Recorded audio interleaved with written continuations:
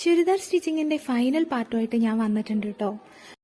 അപ്പോൾ ഓൾറെഡി ലൈനിങ്ങും മെറ്റീരിയലും നമ്മൾ കട്ട് ചെയ്ത് വെച്ചിട്ടുണ്ടായിരുന്നു. അതിങ്ങനെ ചേർത്ത് വെച്ചിട്ട് നമ്മൾ അത് യോജിപ്പിച്ച് കൊടുക്കുകയാണ് കേട്ടോ. ഷേപ്പ് നമുക്കിവിടെ വരുന്നത് 24 ഇഞ്ചാണ്. അത് നമ്മൾ അടയാളപ്പെടുത്തിയിട്ടുണ്ട്. അതുപോലെ ഷോൾഡറും കഴുത്തും ഇതുപോലെ യോജിപ്പിച്ച് ഓൾറെഡി നമ്മൾ സ്റ്റിച്ച് ചെയ്ത് വെച്ചിട്ടുണ്ട് കേട്ടോ.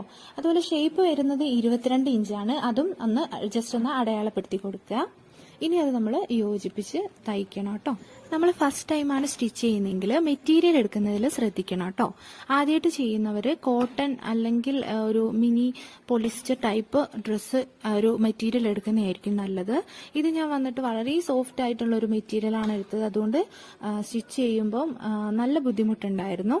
അത് കറക്റ്റ് നമ്മൾ ഉദ്ദേശിക്കുന്ന ആ ഒരു വിധത്തിൽ വരണമെങ്കിൽ ക്ലോത്തും നമ്മളോടൊന്ന് സഹകരിക്കണം. അപ്പോൾ അതിനനുസരിച്ചുള്ള ഒരു ക്ലോത്ത് എടുക്കുന്നതായിരിക്കും നല്ലത്.